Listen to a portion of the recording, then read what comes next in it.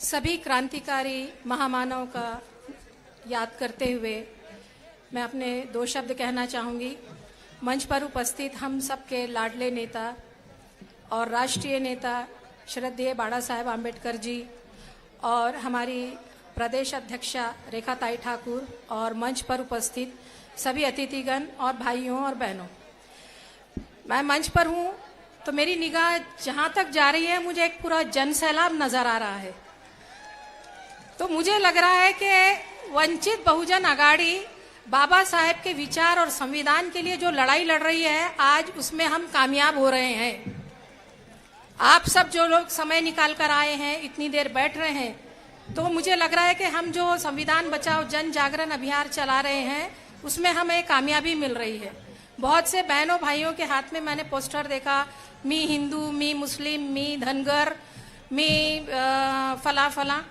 तो मैं भी कहती हूँ कि मैं मुस्लिम, अपने अपने बोर्ड ऊपर करो। हाँ, मी शेतकरी, मी गरीब मराठा, मी ओबीसी, ये सबको मैं कहूंगी कि हम सब वंचित के साथ हैं, वंचित बहुजन अघाड़ी के साथ हैं।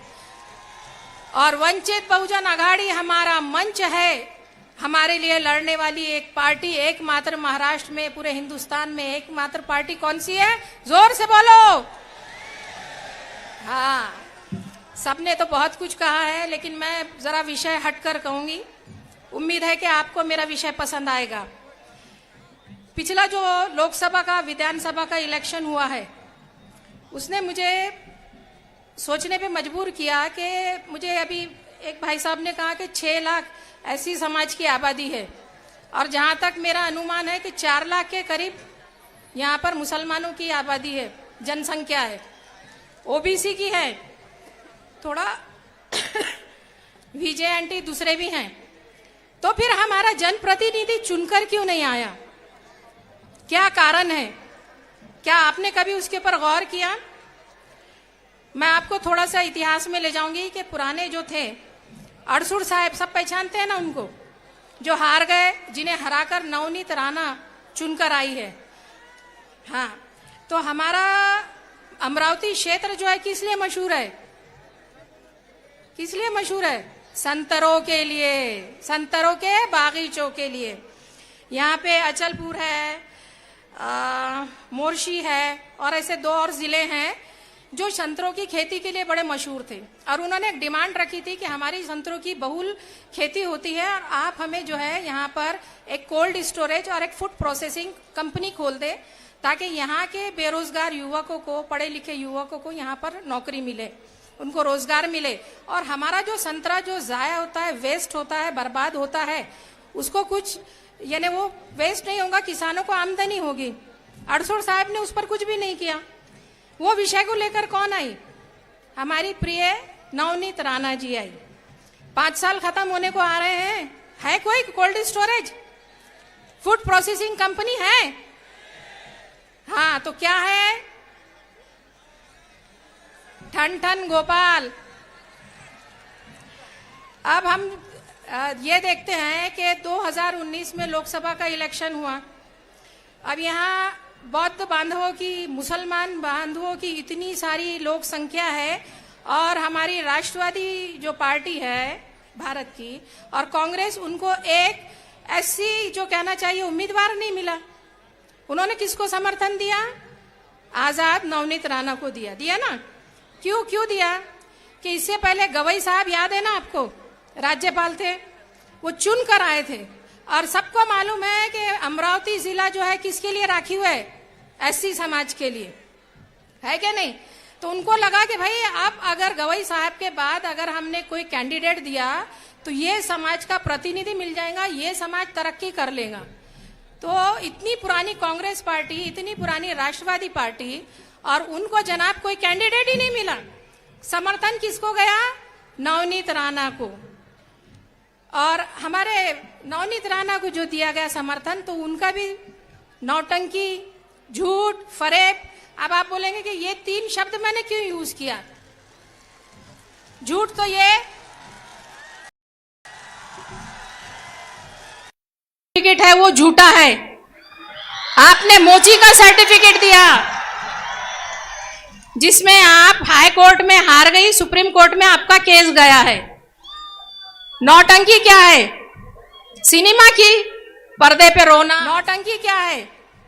सिनेमा की पर्दे पे रोना, हंसना, गाना, ठुमके लगाना। और फरेब क्या है? फरेब ये है कि मुसलमानों का, बौद्ध बंधु बहनों का, ओबीसी समाज का वोट लेके आज उनके खिलाफ आप खड़ी हो गई हैं। उन मुसलमानों से कहती हूँ, आज 1.25 लाख के करीब पॉपुलेशन जो है सिर्फ अमरावती में ही है, उन्होंने वोट दिया, ओबीसी समाज ने दिया, एससी समाज ने दिया, और आज मुसलमानों को क्या मिल रहा है? मस्जिद के सामने हनुमान चालीसा मिल रहा है उनको। झूठा लव जिहाद का केस खड़ा किया जा रहा है। वो बच्ची ने आकर कहा कि ये झूठ बोल रही हैं, मेरा कोई ऐसा मामला नहीं है, मैं मेरे मामा के घर नाराज होके गई थी। कहानी बताने की जरूरत नहीं है, सबको मालूम है कि नहीं? और दूसरे ओबीसी समाज के लिए, एससी समाज के लिए क्या किया उन्होंने? अच्छा वो तो छोड़ो, आप एक महिला हो ना, तो महिला के साथ बलात्कार हुआ तो आप किसकी तरफ खड़ी थी? पीड़िता की तरफ कि आरोपी की तरफ? आप किससे लड़ी थी? किसके लिए लड़ी थी? इसका भी जवाब दीजिए। आरोपी को बचाने के लिए? तो ऐसे में हम महिलाएं कहां सुरक्षित है? सुरक्षित है क्या? और एक और बात कि कांग्रेस ने और शरद पवार जी ने उनको समर्थन दिया। कभी कभी तो मुझे लगता वो कौन सी इसका गाना नहीं है कि एक ठुमके में कौन सा उधार ले ले, तो मुझे लगा कि एक ठुमके में पूरा अमरावती ले ले, यही लगा भाई मुझे। अब एक बात और कहना चाहूंगी मैं कि आपके बीच में उनके आने के बाद माहौल कैसे खराब किया जा रहा है। रजा एकेडमी वालों ने मोर्चा निकाला था, उन पर पथराव हुए थे, झाड़ों से, पहाड़ों से, बिल्डिंग से। इससे क्यों हुए थे पथराव? इसलिए कि एक इंडस्ट्रियल हब बनके अमरावती जिला उभर रहा है। यहाँ पे कपड़ों का सबसे बड़ा बाजार है, यहाँ सब्जी का बाजार है, यहाँ पे आपका एजुकेशन का सबसे बड़ा सिस्टम है, यहाँ पे आपका हाई कोर्ट है, यहाँ लोअर कोर्ट है, यहाँ सब कुछ है। आपके आसपास जो छोटे छोटे शहर है ना, उनको आपकी तरक्की बर्दाश्त नहीं हो रही है। वो नहीं चाहते कि यहाँ अमन शांति रहे। लोग चाहते हैं अपने बच्चों की पढ़ाई के लिए यहाँ आए, अपने बिजनेस करने के लिए यहाँ पे आए, रोजी रोटी के लिए अमरावती जैसे शांतिपूर्वक शहर में आए। इस शहर को बदनाम करने के लिए ये कार्रवाई की गई है, जिसे आपको समझना होगा कि अमरावती जिले को किस तरह बर्बाद किया जा रहा है। ये पॉलिसी आपको समझनी होगी। और एक बात ये ध्यान में रखिए कि ये जो है हमारे नवनीत राणा जी, तो इन्होंने कौन कौन सी जन सेवा की है यहाँ पर बताइए। उन्होंने धार्मिक वो क्या कहते हैं भरवाया है यहाँ पर, तो थोड़ा सा इज्तिमा भी भरवा देते, उसमें भी चली जाती है आप इज्तिमा में। हमारे बौद्ध बांधवों के जो है बौद्ध मठ होते हैं, वहां पे भी चले जाती थी आप। हिंदू महासभा भराया, भाई एक ही जात का क्यों भराया आपने? सबकी जात का भराना था ना आपने, एक जात का क्यों भराया? इस सवाल का आप जवाब दीजिए। और जीत कर आई आप किसके भरोसे है? मुसलमानों के भरोसे, बौद्ध बंधु भाइयों के भरोसे पर, ओबीसी के, एसटी, वीजेएनटी के। और आप किसके साथ चले गई?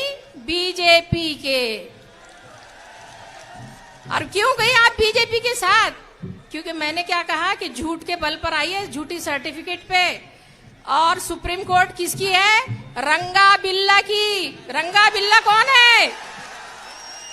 रंगा बिल्ला कौन है? हमारे अमित शाह और मोदी जी हैं। तो उनके इस पर आई है वो।